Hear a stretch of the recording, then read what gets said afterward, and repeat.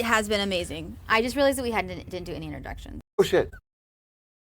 We just enjoy each other so much. We're just gonna talk. We're just gonna. Welcome to the River Cruising Masterclass. We are on Denial. And I met this absolutely wonderful person named Keith, and I just had to invite him on because we wanted to talk about our experience on the river, how this experience has changed our perspective on Egypt, and things of that nature. But I'll let him introduce himself, and we're just going to chit-chat, to be truthfully honest. You're going to be in our lives for the next 20 to 30 minutes. Well, and we already started talking. I know. You know, so that's the hard part, is that we've had such a good time. So yeah, I'm Keith Willard. I'm a wedding and event planner out of Fort Lauderdale that does weddings, destination events, kind of what you do, but just on the wedding level. Yeah. And you know, I'm super excited to be on your podcast. I mean, this is like so. I mean, that's one of the wonderful things, is that we've had such a great time talking the entire trip. Yeah. And there's probably no other scenario we would have met. No. Or had a chance to connect, because we're just in two different worlds. You live in a different state. The farthest away we can be from each other in the United States. And so there's probably no other chance. And the same goes with all the people that we've met. We have Ireland, we have England, Australia. We have had so much fun. And actually, one of the things that I really enjoy about this cruise and doing, I feel like it's an expedition river cruise is what I'll call it, because you have European, and I can't compare it. It's apples to oranges. Like, there's no way. No comparison. But what I like is that we had the same group of people the entire time, which has been lovely. It's been so fun to get to know everyone. Amazing. Yeah. Weight in gold. Yeah, we're fans. We're huge fans. We drank the Kool-Aid. Yeah, we sure did. Oh my God, it's awesome. But but we became a team. Yeah. You know, and over the course of 5 days, 6 days, 7 days, I mean, we've just enjoyed those little moments of hilarity. Wow. That we get to share. Yeah. You know, those private moments that other people don't understand because they weren't there to understand why we're laughing about stuff. And it really creates that bond that you're not used to. No, and I enjoyed it because, like, on a European river cruise, you get to see all the people all the time, but everyone does different cruise trips, and then they come together, so you won't see the same people every single time. That's too bad. Because you have like 3 or 4 options for each day to do an excursion. That's positive and negative, because the positive side, if you don't like people that are on your bus, you can just change. Yeah. I mean, and we had that on our bus. We had other cheap. We had interlopers. Yeah. Because our cruise was so good. Our bus was so good, and our tour guide was amazing. That we actually had people that left another bus to come to our bus because they were like, they're having too good of a time. Exactly. So that's who we are. Not to. Yeah. But we are. We're bragging. Okay, so why don't we just say with like what were we worried about before going on a river cruise, or what was the things that we were hearing from other people versus like what we experienced? I think the biggest thing was perception. Being a wedding planner, the best way I can describe this is that when people first get engaged, the number one thing that other people say is, "Oh my God, you're getting married? My friend got married and this happened. It was so awful. It almost ruined their wedding." It felt very much kind of that scenario that they're like, "Oh, you're going to Egypt? Oh, we had friends that went to Egypt." Or, "Did you not watch the news? I mean, are you going to be okay? Are they going to protect you?" And so it was a lot of that kind of anxiety of not knowing what we were stepping into. Right? Even though we should have, I should have known better, because I've traveled and I shouldn't have bought in. The fear. And I think that the fear has kept people from coming. Exactly. It's just, it's been so opposite of everything that anybody that hasn't been here has said. I have never felt unsafe. Not once. The only time I will feel uncomfortable is the pushiness of the vendors, which I expected. Yeah. But it's still something. But also, Uniworld and a lot of the other cruise lines will have guards to like just. We had a bodyguard the whole time. And he picked our bus. Oh, did he? Yeah, he was always on our bus. I love that. I think it was for me. I bet it is, actually. I really do. I do. But I really think it's similar to TSA, where it's just physical security theater versus actually being needed, because I think it makes us feel more comfortable that there's someone there. I forgot he was there. I did. I totally forgot. Somebody said, "That's our security." I went, "Oh, yeah. Oh, that's right." 3 days later, I had no idea. He only came every couple of days. It wasn't every day. Oh, okay. Yeah. I was just checking. And me as a gay man in a gay relationship, one of the big things about we were told It's not very, Not very safe. Don't do any PDA, which we're not PDA people anyway, but they're like, oh, they even get a whiff. That's been total bullshit. Yeah. You're good. Okay, adult. Anyway, I mean, we couldn't have felt safer or more relaxed in the environment everywhere we went. It's like, you know, it's one of those things that because we're just enjoying our day, we observe what the local customs are. We are careful because this is their world. You have to respect it. Have to respect it, but zero issues. If you were shopping and you were like, oh, my husband is here, and there wasn't like a... No like, holy water thrown at you or anything, And they also wanted your sale. But that's what I'm saying is that, again, there's all these misconceptions out there about what this is. I mean, a lot has to do with Uniworld. Let's start there. Because I would never do this trip without a tour company. Never. But I think it makes it. So I was actually talking to our team here, and one of the things I love about what Uniworld does is they invest completely in the local culture. Yes. So everything that they buy, they're buying locally. Everything we see here was not imported from Cairo or China. It's all the little towns that we go through is where they're doing it. We buy our food locally. They're not just waiting to buy it in Cairo or like, you know, sail it in, you know, ship it in. And so, you know, their philosophy is like make travel matter. And I really think that they do that in all of these little things that they're doing along the way. So that brings up two things that you made me think of. The one was the fact that Sharif, when we were on those little boats yesterday, was that yesterday, where he was shooing away the children that were trying to sing to us, because he's like, go to school. Yeah. You know, they really believed in education of the local people, and how he even had somebody that he helped. Trained at the papyrus store. Trained to give presentations to tourists. Yeah. They're really doing everything they can to raise up the people around them through education. The second thing is dietary. Everybody told us, don't eat the ice, which you don't in the town. But on the cruise, I've done it every day. Every day. I've not had any problems. And I've had salad. I've had literally every kind of crazy dish that they've prepared for us. We had a wonderful Egyptian breakfast. Did you have it today? I did not. Oh, shit. It was actually real. I had so many reservations. I was looking at it. I was like, oh, what did I get myself into? So good, though. I did have the Egypt pork. Okay. The Egyptian pork, which is not pork. I would say it's not pork. They don't believe in pork. They don't believe in pork, but it was very tasty. But you couldn't go into it thinking it was sausage. As I say, it's not sausage. I had that this morning too. And then last night was so much fun with the full dancing and the Egyptian. They've honestly done so much to involve us in the culture. But not overwhelming. But I'm overwhelmed every day with the temple. See, it's so funny. We haven't even gotten to the temple thing. We've talked so much about the culture. I know. I am sorry.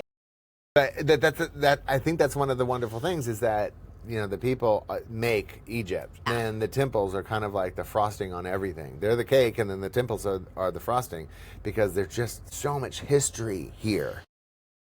I know we're both like, pause. It's like history, so overwhelming. I love history. History was my favorite in school, and I sometimes forget how old Egypt is. I never forget how old I am. That's because we celebrate your birthday every year. But I did, you know, when they showed us those walls that were 1,000 years apart, 2000 BC, 1000 BC, and you're like, wait a minute, 1,000 years went in between 2 feet, or maybe 4 feet, right? 4 feet, and there's 1,000 years, and the United States is 250 years old. And we're celebrating. And they've got two walls that are 1,000 years apart. It just boggles the mind. We always have to say we have to celebrate every victory and every win. So we're celebrating our 250 years. Damn right. Because one day we may be buried and they may be doing cruises too. Like today, the temple we found was literally buried for hundreds of thousands of years. And you think thousands, you're like, oh, nothing's thousands. But literally, we started out at 3000 BC. And we are at 2025 BC. So we're talking feel very young. About a 5,000 year gap from, and this thing is beautiful. It's gorgeous. Better than some of the stuff in my hometown. Well, and I was joking when we were going into the temple. I said, oh, I bet they found it looking for plumbing. And that's how they found it. They found it by looking for plumbing. They had an army group that was, I think digging latrines is what he was, let's get real. And they bumped into one of the columns that happens to be, I don't know, how many feet tall was that? 50 feet? It's gotta be, yeah. I mean, and the colors. Love the colors. And of course, I don't know what you're talking about. Of course, our guide, we keep saying, are those colors original? Yeah. They're original. They're all original. No matter where you go, they're original. Even in like Abu Simbel or the temple that we went to yesterday on the island, they've moved them. I think. Filet. Don't we sound fabulous? Yeah. We sound like we've learned things. Yeah. They've moved them. Yeah. But they did it literally brick by brick, and it's all still original. And I think that's really just a kudos to Egypt and how they do things. The tourism here is such a big part of their economy that they really do everything to protect and help people learn about their culture. Yeah. So it's kind of levels on top of levels, about like a tiramisu cake. You can't have one without the other. And so the education, the temples, the safety, the security, the food, the culture, it all has to be right for it to be this good. If I think about it, there hasn't been recently anything about something happening to a tourist in Egypt. It's always just because of the fact that they're in this like weird thing where they're in the Middle East, they're in Africa, and so you just feel like there's just like the comfort level of being close to things. Yeah. But again, as our tour guide was saying, almost every single family has someone who works in the tourism industry. They want us here because they want to share their love of their country. How do we learn how to get along with other cultures if we don't take the time to learn about other cultures? Right? Everybody has their perception of the world, and most people want to get along. That's the thing, is that we all have family that we care about and love and want to protect. Everybody has children or pets or something that they love that is going to be very similar to anybody else in the world. I think that they've done a really great job of connecting that. Yeah. And I found it really fantastic. Was it yesterday? God, so much has happened in the 7 days. Where we were like 5 miles from Sudan. Oh, yeah, at Abu Simbel. Yeah, and he said, our guide, Sharif, again, amazing, said, it's like having a brother or a family member that's in an argument. Yeah. Right? We know, we love them because we share space with them. We share water with them because of the lake. And they're going through an issue. We're going to give them their space while they work it out. I love the idea of it. We're going to give them the space, but at some point they're going to come back. And I think that's really the world. Sometimes it's decades that go. A history teacher could say it like that. Yeah, because sometimes it's thousands of years, and we'll be dead and gone by that time. But later, 3 generations from now, they'll talk about this for years. I love the way he put it. Yeah. It's like, okay, look, give them their space to figure it out for themselves. They will. Yeah. And I don't want to get deep into the politics of other people's. I just like the way he explained that. Yeah. And how Egyptians see their connective country. To go, we're worrying about ourselves right now. What they're worried about, let them figure it out. We're going to worry about us. And I love that. I love that. Okay, so what has been your favorite thing so far? The people. No, on the ship. Oh, okay. Meeting like the couple from Australia, just the connections have been amazing. The second thing is just the vastness of the temples and the archaeology that it surpasses us by so many thousands of years. You just go. You weren't even a zygote. Right? They did this 3,000 years ago, and they figured out how to do it with sand and water and wood, cypress wood. Using cypress wood. Egg yolks with the dye to keep it in. The ingenuity that human beings had to create this just boggles the mind to say we were able to create, humankind was able to create these kind of things. Massive, 3,000 years ago. What are we capable of as a race with all of this education, all of this technology, everything that we've got? What are we going to be capable of as a group? And at some point we got to figure that out. As a group. I think we're just not being a group anymore. I really do. Well, because it's globalism versus individuality, and It feels very similar to what astronauts feel when they come back. They go off and they come back, and when they're up in space and they're looking down at the world, there's no borders. They don't, there's just land masses and clouds and water, and they see this little tiny blue planet, right? And I feel that makes me feel similar. If I could guess what they feel, that's how I'm feeling on this trip. Okay. Right? It's that there are other worlds that I could never explain, understand, conceive until I've been there, and this has been a real eye-opening experience from from top to bottom. And I'm a joyful human being already. And Right. this just makes me feel even better about mankind, that we will figure it out and hopefully not destroy ourselves in the long run. I don't think we'll destroy ourselves. It's just a growing. We always have to grow and learn and, growing pains. Yeah. I feel like we're in our teenage years. But wasn't it fabulous to just be next to something that you realize that another human being 3,000 years ago was sitting there, and you were just thinking, what were they thinking? What were they doing? Did they have family? Did they have dogs? Did they have, because I'm a dog person, what was their There's been life? a lot of animals that I was not expecting. I will say, That is not my favorite. not my favorite. That's been one of my I've had to completely cut off from it emotional. because I want to bring my dog here just so he knows how good he has it. Right? I mean, Luna and Teddy, Scared I am straight. telling you right now, just because you don't think that couch is soft enough and you have to bring a blanket over, I'm just telling you, my God. I'm going to be like, look at the starving dogs in Egypt. And that is one thing. So we're talking. It's been so hard. If we've been talking, some of the harder parts are the dogs. Yeah. There are a lot of dogs. And cats. There are cats everywhere. Both of them, yeah. But the dogs seem to have it worse. I see them with limps and mange and not doing well overall. Yeah. And I know that there's some of the cities that are going through spay and neutering kind of Right. situations, and those are tagged, which is going to be really interesting. If you ever come to Egypt, you're going to see a lot of that. And Right. you just have to kind of go, okay, that's their world. We can't save all the animals here. We're here to learn. We got to let that go and just be like, okay. It is. That is the hardest part, though. Yeah. And I've had to disconnect from it because if not, I'll just focus on it and it'll just make me sad. And it'll make you sad. And then you don't see anything else. You don't see Yeah. all the amazing, wonderful things. Like one of my favorite parts was the first day in the market. The first thing that we went to go to, the Bazaar. And now I understand why they call it Bazaar. Because it was bizarre. I mean, it was crazy. I mean, going down the aisle and seeing, like, there'd be a table like this. And just imagine, like, hundreds of people walking right past us. And somebody would be like, and then they'd pull up a chair right in front of people. Right. And everybody would just scoot around and there's coffee being served. And it felt like you were, like, literally having coffee in an alley. That's what it felt like. But imagine the alley being bright and colorful and full of people. And, like, that's what it felt like. Because they were just so excited to see people. Again, they're a lovely people. Like, even, as you're walking through, they're like, hey, Habibi, you're so beautiful. Come look at my stuff. What was butt? Huh? What was butt? What was the word for butt? Oh, tiki. Tiki. Teasy. I think that means butt. Butt. Arabic. This butt, So. not butt plus. Yeah, No. It was. I mean, that's been another fun thing is learning a few. Well, we've learned our Arabic word of the day. little tiny words. What was it? New Year's.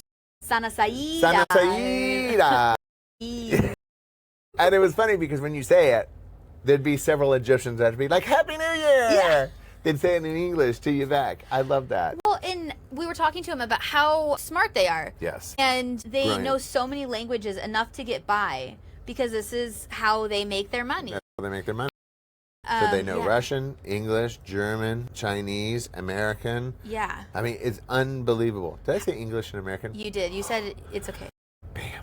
This is like... Our English friends will forgive you. Oh, my God. Because I'm pretty sure they think American is a different language. It is 100% a different language. But they know bits and pieces of all of these languages. Yes. It is shocking It how is. good they can speak in all of these languages enough to like say, this is the price, this is how much, don't go, let's barter. Okay, on that same note though, Yeah. one of the things that's good about having your guide with you is you can be like, I want this. What is the price that I should be paying Yep. for it? Because they start out at an astronomical price. Part of the Egyptian culture is haggling. They Literally, love that haggling. love haggling. They They do do. it. Everyone does it. It's not just like, oh, they're doing it because I'm a tourist. And they do it in department stores. They do it literally everywhere. Even on the boat, you did Even it. on the boat. You did it. My mom did not. I know. So we're not going to talk about that. We're not going to talk about that. But I mean, I went and bought, the long. What is it? The gum. Oh, put it in the text. We'll put it later. We'll tell you what it is. Anyway, But it's the a tradition. long Egyptian outfit because we had the Egyptian night. So everyone, I was surprised how many people dressed up. I loved it. I loved it. Everybody got their Yeah. outfit. And so when I went to go buy mine, he started at 30,000 Egyptian pounds. 30,000? So the math. Okay, here's the math though. So it's Yeah. 48. Basically, let's just say 50 pounds, Egyptian pounds to $1 US. Dollar, right. So 5,000 Egyptian pounds is $100. Right. Just so we're like basic quick math. Yeah. So we're $300. Oh my God. I mean, he was trying to charge me $300. Yeah. And we ended up at $600. So 30,000 pounds to 600. To 600. So a good rule of thumb is whatever their offer is, not for this particular conversation because he was just crazy going that. But rule of thumb that we learned before coming is whatever their offer is, go a third. Yes. And you'll probably end up somewhere halfway. And you're That's gonna what you were saying. Yeah, and you still get robbed a little bit, but whatever. I do have to feel sorry and I am better off, and I do want to help out at least a little. Yeah. They can be like, oh, I fleeced her, and I'm like, I fleeced them. You're like, I know you fleeced me. Let's go with that. But it's interesting because like the T-shirts, they always start off at like $25 or $35, and we always end up at like 5 or 10. Yeah. Always, every single time. 5 or 10. And they always start at 35. They know that we're going to end up at 5 or 10. They all know it, and they probably paid 25 cents for this T-shirt or 50 cents for this T-shirt, but that's okay. That's their job. On that note, fun fact for those who go, don't be insulted when you're like 4 sizes bigger than you are. Yes. Oh my God, because they are 4 sizes too small. They are. I bought a double XL, and I swear to God, it was going to go on my Barbie. I mean, I was like, I had to do a 4X. That's what I'm gonna have to go for next because it's the only thing that fits. Yeah. And the Egyptian cotton thing kills me. Don't fall for it. Fall Polyester. for it. It's polyester, or it's just. It's gonna shrink. It's gonna shrink three. It's gonna shrink three more sizes. Really. And anything that's embroidered is gonna look puckered. Yeah. Once you. Yeah. I bought something that's embroidered. Oh yeah, you have to air dry it. You have to air dry it because it gets all puckered and stuff. But so that's the other thing. It's like today we bought some like a pearl inlaid like this. Did you buy one? Yeah, we bought two little boxes. Our Sharif was telling us that, like how much would a typical little box would be. He said, $40 or $50. We got them for 10, so we know they weren't locally made, but that's okay. Right. Because we bought them in Egypt. They're just for us. It's not like we're going to try to resell it. Well, I thought that about the papyrus, but I was surprised how inexpensive it was. Well, and the thing is that, did you notice the banana leaf today? I did. The papyrus can be rolled. Banana leaf cannot, which I found really fascinating. So that is one thing that if you come to Egypt and you're going to want the original scrolls, go to an actual papyrus shop because the markets will sell you, it looks like it, but it's banana leaves. And so again, one of the reasons you have a guide because they will tell you that, and it helps. Sharif was not with me, did not tell me because I bought it in Abu Simbel. Oh. We have a banana leaf. Did you? We do. Did you roll it up? I haven't. My mom and I want to keep it and see what happens. We're gonna see how long it takes to. It's gonna destroy itself. It's gonna disintegrate. It's like a time capsule. Yeah. And honestly, I got one, and I'll share a picture. I am so excited for the one that I got. And when you go to the shop, you can add glitter. I literally was like, add glitter to everything. And they did a really good job. They did so good. She was so excited about this when she unrolled it. She's like, glitter! I was like, and then she's like, it's getting all over me. I'm like, well, it's glitter. It's glitter. It's like sand. It gets everywhere. And that's the other thing. You will be dusty the entire time.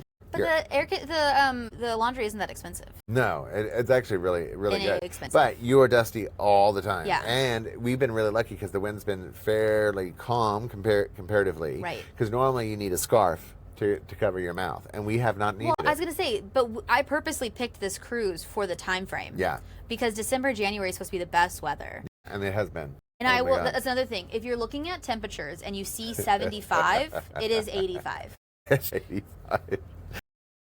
Much hotter than I anticipated. I told everyone I went with, I said, look, I know it says 75, but think of it like Athens. You know how when you go to the Acropolis and you're like, why is it 85 and it feels like 100 up here? Because it is. Because you only have sand. Yes. And old concrete reflecting the sun.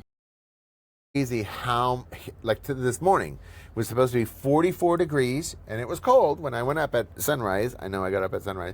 I got up actually at 5 a.m. Right. So, but I went up there. It was freezing. Oh my God, it was freezing. I had the coat and everything. And then 8:30, I was hot. By 8:30, I was hot. I was hot. And it was 65 degrees. Yeah. And we were like pulling off layers because it just, for some reason, the earth just radiates heat here. So even though the air temperature is 65, I think it's because there's no buildings and there's not a lot. We have beautiful trees right now. I'm not gonna lie, it's a beautiful. And there's clouds. Did you notice? We have clouds. We haven't had clouds the entire time we've been here. Like not a single cloud. It has been perfectly blue sky and 0% humidity, like 20%.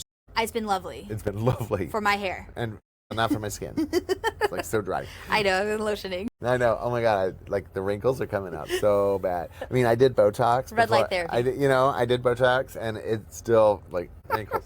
It's like wrinkles. Okay, wrinkles. so what has been your favorite like excursion? We've talked about the people. I've loved every single service that we've had. Like every member of the staff has been absolutely amazing. Amazing. But let's talk about like the actual experience of the of why people come to God, Egypt. I have to go through like I mean they've all been so great. For different reasons. For different reasons. I think what I really love are the larger temples. Okay. Because there are less crowds. Right? There's more space to spread out. The thing that I will tell you the one I disliked the most was the tombs. I disliked the tombs because it was just lines of people and everybody was so rude. And I was just, talking to God. Ginny, and 2 days before, and the reason why our trip is a little off from everyone. Yeah. 2 days before, it was 3 times as many people. What? So that was little amount of people. Oh, God. And that's because Uniworld does things differently, so they purposely set it up that way. Because there's no way. I got through the second tomb and went, done. Yeah. I went, okay. But the first one was the best one. Yeah, it was. But so I like the large temples. I like the temple at night. The one. I think that's my favorite. Yes. My second. So what it is there's an exclusive Uniworld experience. It does cost extra, so just. So worth it. But again, I'm starting to think about it, and I loved everything. I'm starting to be like, what's my favorite? But I mean, come on. It was what was it? $45 or something? It was. I think it was $100. $100. But what it is they do an exclusive entry at night. Yeah. The Luxor Temple, and So good. everything is lit up. It's like 9:00 at night. It's beautiful. It's only Uniworld. 100 people. Max. I think there was 100 people in the entire in this massive 10 acres? Yeah. Yep. And that was where I really enjoyed the Sphinx walkway. Yes. And that my God, all of those sphinxes going down to the Nile was 1170. And the reason it's off one is because of the curve in the road. What? Look at us. He would be so proud. I know he would. Or would he? He's like, the one thing you learned from me is like the one. No, but we also have men. Well, and that was the weird one. It's like we went to where the women scraped their nails on the columns. No, that was the fillet. Yeah, that was fillet. But some of the customs are weird. Kind of throw you because you're like, oh, they scrape their nails across this column in order to become pregnant. It's kind of but like. Then if they don't want to, they eat them. Yeah. They eat the. Well, and I really loved learning where it cost an arm and leg. That's what I was telling you about the god of fertility. Yes. Cost an arm and a leg. I love that. I think you should tell that story. Okay, so there was. I don't even know. This is how bad it is because I'm like, okay, what time was that? Anyway, was that the Luxor? Yeah. Right. We won't have to go into. Anyway, so the leader and all of the generals and all of the higher ups were going to war, and so they gathered everybody and they left one male servant behind to service the queen and all of the leading ladies, so to speak. And they were gone for several years. I think it was a year and a half. Year and a half. Yeah. And when they came back, everybody was pregnant. Everybody was pregnant. Everybody. And when they did the calculations, they said that he had to sleep with 9 women a day in order 9 separate women a day in order to get everybody pregnant the way they were. And so they punished him by taking away an arm and a leg. But then they made him a god. The third leg. I'm like, of all legs. Did you see the third leg? Yeah. It's a video. Oh my God. I was like, wow. No. Good for him. Good for him. I was like, they left this guy? I mean, that's not the guy I would have left. My God. Eunuch. Holy moly. I was like, is that to size? Like, whoa. I mean, seriously, it was unbelievable. But I love the arm and the leg. I do. It was fun. It was fun. But of course, then you could like tie it to holy cow. I mean, there's like a couple of different things. I mean, the fact that queens could wanted to be cows is like, see. Well, because that was the temple that was my second favorite. Yes. The first colorful one we went to, the Dendera. It was so beautiful, and it had all of the little rooms on the sides intact. And one of the things, not to plug Uniworld again. But we are one of only 3 cruise lines that go up that far. I know. I love that. Everyone else buses 2 hours from Luxor. Which is crazy. Right. So, side note, be prepared for very early mornings. This is a trip for nappers. No. Yeah, nappers. Oh, Nappers. I was like, it's not a trip to relax on. No. No, you're up at 4 a.m., 4:30 a.m., 5 a.m., 5:30 a.m. Like, that's pretty So most average. most of the trips start at 7 a.m. Yeah. And then there's a couple of days that do super early. But then you're back by 2. Yeah. You And know. so you take a nap, And and then you you take a sail nap. down the river. And then you sail down And there you look like at- this.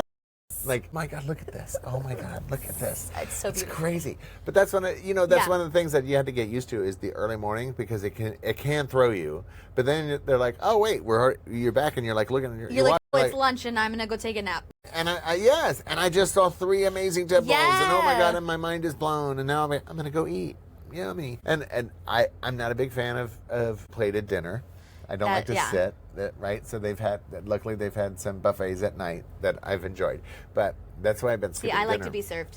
I'm very and that goes back to the service thing, is that we started this whole conversation, is that, learning to ask for stuff and knowing that it's okay. Yeah. That's hard for me, because as a planner, as somebody that Is that person. being It able is to hard sit to be down that and person. say, Coke Zero, please, and bloop, all of a sudden it's in my hand. It's amazing. Like, Yeah. I'm like, oh, I don't have to walk. Breakfast, lunch, and dinner. I don't have to walk anywhere. They are on it. Well, so for example, one of the people that are on the trip with me, she forgot the batteries for her hearing aids. And so she let the front desk know. They went and bought them for her. She didn't have to worry about it. Well, I mean, that has happened a couple of different times and they've always been on top of it. Yes, there was And just someone done who was having like stomach problems, Yep. and they brought a doctor on board. And they took her off all of her meds that she got from America, put her on a different med, and within 24 hours, Which was better. Was better. So there's medications that you can get in Egypt that you can't get in other places. I should figure out what they are, so maybe I want to Right. get some. I'm just saying. But that's the kind of service that we're talking about, Yeah. is that they are on you all the time for any possible scenario. So even in those moments where you go, I don't feel comfortable, maybe this is beyond their scope, ask, because I guarantee you, probably not. Oh, I hear somebody saying hello.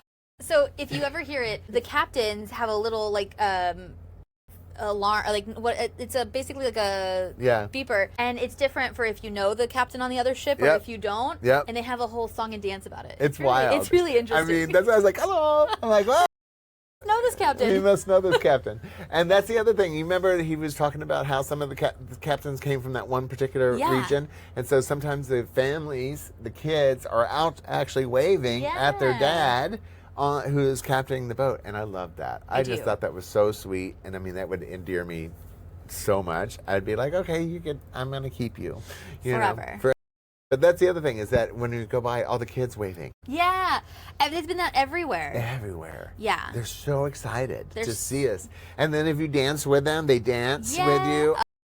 I love that. I mean, I love that. I mean, again, goes back to the people, back to the wow, back to the temple, it's just been so incredible. And the fact that Uniworld has figured out how to bring all the people that are local Right. into the fray to make that experience feel real. Right. All the way through. Authentic. It's authentic. It's like, so you will see it's a third world country. Oh, it is, 100%. You will see that, but they have a great way of integrating being in it, because you have to get through it to Yep. get to the temples, Yep. but still being able to enjoy everything, and you feel comfortable with your guides, and they teach you how to do certain things Yep. and how to be okay with what you're seeing, How to negotiate. how How to walk through the vultures. how to walk through your Icelandic, because they actually don't know Icelandic, so learn hello and Oh, Icelandic. Icelandic, yes. That's right. Learn Icelandic, because they don't know Icelandic. Yeah. Yeah, and they'd be like, I can't think of it. I don't know what it is. I mean, I will say, when we go to Jamaica, one of the things that when we go to Jamaica, they grab your hand. Yeah. And they say, oh, give me some respect. And they pull you into their shop. They're physical. I haven't had that experience. When you come out of like different tourist Yeah, spots, yeah, right, yeah. and you have to go through the gift shop like we do here they're just kind of in your face. Right. Oh, and hold on to, either put your hands in your pocket or have something in your hands, because they will put something in your hand. And don't do that.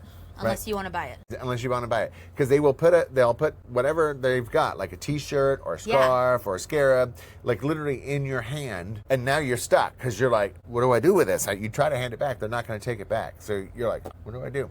So it's better just to hands in pocket. On that same thing, like I usually always have my phone in my hand. Yep. And I've never felt like someone's going to pickpocket me. Never. I mean, I keep everything in my front pocket. Yeah. Always. But that's what I'm saying. When you go through those things, having your hands busy so that way. So as you can see, it's super friendly on the river, even between the boats. I mean, they're like so. But have something that they can't place it. It'll help you get through the crowd, through the market. But honestly, today I was by myself and I just walked it, and they were pretty good. Like they would be like, come in, look at my shop, it's my time. But I just walked, and they were just like, I think at this point we've all gotten so used to it. We have. It was a culture shock at the beginning. Beginning was a culture shock, but we've all gotten so used to it, and so I feel like they know it somehow. Yeah. They're like, this is the end of their trip. Don't bother with them because you just keep walking. And, you look at people in the eye, you smile at them, you treat them like real human beings because they are, but you just keep walking and you're like, nope, moving on. Yeah. Nope, already bought it. Sorry, gone.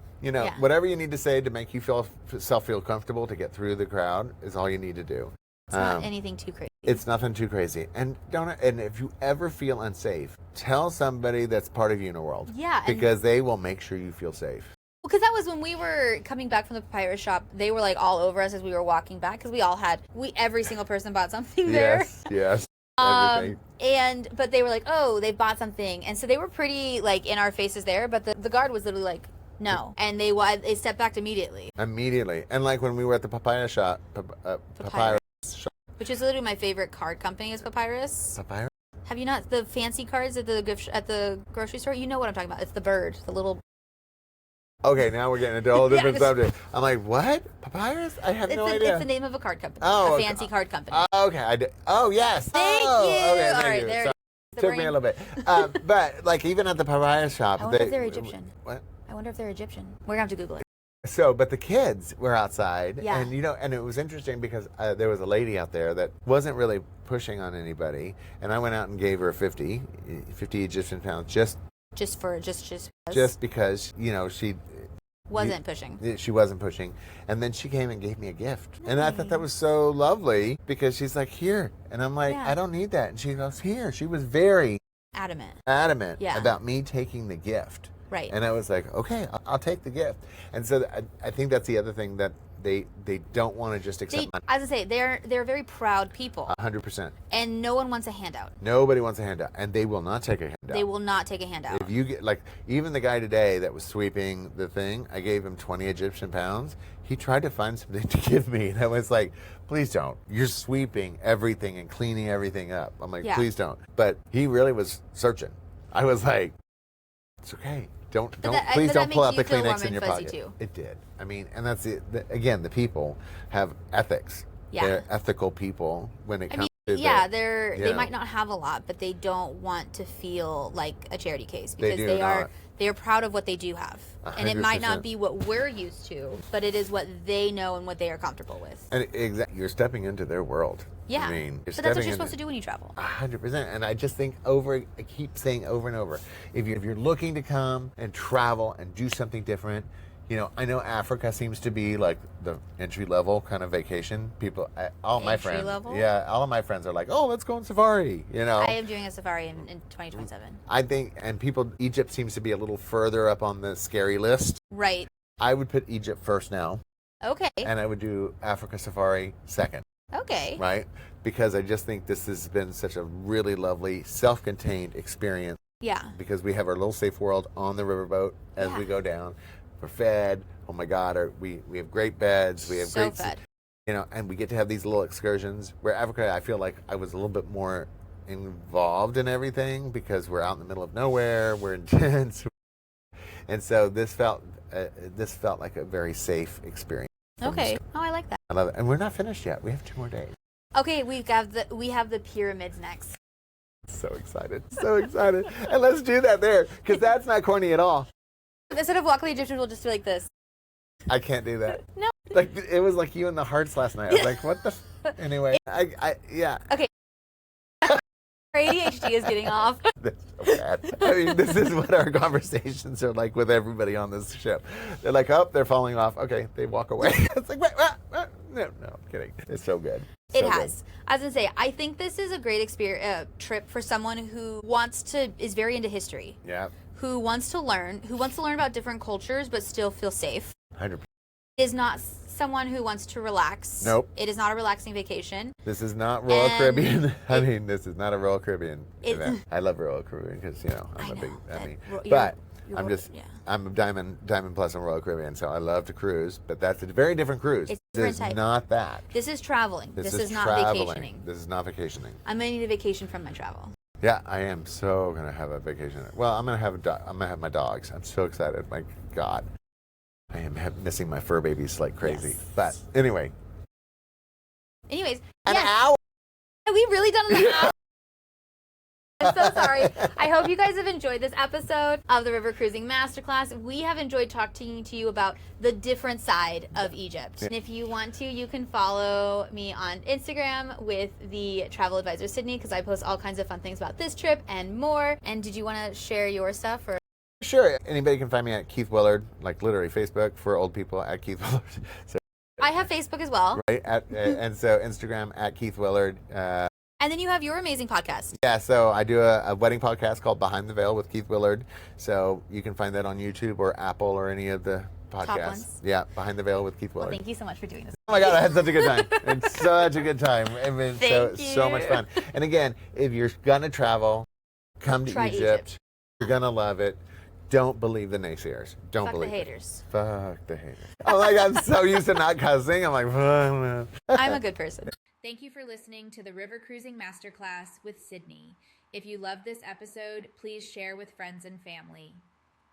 If you want to connect, please find me on socials at Travel Advisor Sydney or my email sydney@thepoodlebookdit.com.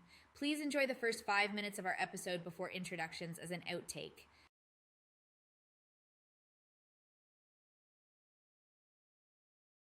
It's a microphone. Oh, look at you, fancy. Well, I noticed on my last on my last river cruise how I was doing videos. Oh, you do. That's right. Hello, it's a the cruise. Important thing. It's worth all the money on this cruise. Is that massage? Right? Muhammad Ali is the best thing. It yet. How have you not done the massage? I don't like being touched like that. Just by your husband. Seriously, I'm like, he loves massage. I can't stand it. That's my mom. I forced her to do one today, but she's usually not someone who likes to be touched. I don't know what it is about it. I can't relax, right? And that's actually the thing about, in general, is normally I can't relax. I focus I'm on a high level all the time because I always have details going through my head. And actually the last 24 hours has been a little bit of a ramp up for me because I've been so relaxed. Oh, this has been relaxing to you? Amazing. Because my brain has been so focused on all the other stuff that we have been learning. Work stuff has been like second nature. I have so much going on right here that I can't think about there. Right. Which has been amazing.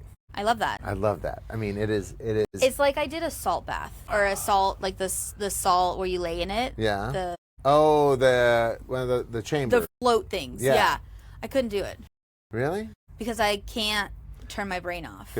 And that's one of the hard things about these things is that, you have to have something else to do to get your brain not to pay attention to what you do on a day-to-day basis. Like, both of us are in the hospitality industry. Yes. And that's hard. Well, there's this whole so I was like, how many clients are affected by it? How, what am I, like, is everything going well with their stuff? So, yeah, it's insane. Well, and you wonder about that because, obviously, one of the things that we learned is that there is a very different world between what we see on TV and what we see on the day-to-day living. Yeah. And that's one of the things that has been lovely is that everybody that told us as we were coming to Egypt, oh my God, are you sure? You're going to die. Yeah. Right? And we were like, we're not going to die? What are you talking about? And we get here and it is exactly what we hoped it would be. Yes, exactly. Chill. Relaxed, enjoy. The people are intense, yes. But if you go to New York City and you love New York City and you love the energy of New York City, I feel like you're going to love the energy of like a market here in Cairo. I likened it to Cancun. Like, have you ever gone to Cancun? feel like opposites. It is, but I like the selling. Like, you know, when you're on the beach and you're trying to lay out, and like today, you're on the top deck and they're like, lady, come get my. I was impressed that they threw stuff at us, and I was like, this is like what a rock star must feel like, except with like, you know, panties and. Could you imagine? Last time I was at the dog park, I threw a ball and it hit in the middle of the tree and couldn't come out. Yeah. So I threw my thrower. And it got stuck. And they are throwing things 4 stories high and making it every single time. And you know, I mean, and think about that. If you were there and you basically like could relocate that dog park to where we are right now, you'd have like 8 people climbing up the tree to help you get your ball and your stick. You know, for 50 Egyptian pounds. $1. Yeah, $1. Yeah. And they would do that for $1. Yes. You know what I mean? Exactly. Yeah. And I think that's another thing I've had a really hard time getting used to is the service. Service has been amazing, but the culture in Egypt is so much like that. And I think that we forget how they are such a service-based community and how much our happiness or just their family or whoever they're with makes them happy. Because it's the simple things in life that they enjoy. Well, and I think that starts at the home. So it's really interesting that their homes are built on, you know, family. The son goes out, gets an education, gets a job, comes back, builds a second level. His kids then go out, get an education, make money, come back, build the third level. Yeah. It's all based on family. Family. And they're basically their idea is that a house is never finished. Someone will always come home to make another level. And I feel like because of that sense of family that they have, it feels like it spreads outwards to everything that they touch. Yeah. Right? They respect their loved ones. They want to make sure that their loved ones are safe and happy. Yeah. And that they're going to do everything they can to support their family. And one of those ways to do it is by doing things for us, like on the river cruise, being amazing hosts. Because that's what I feel like they've been, amazing hosts.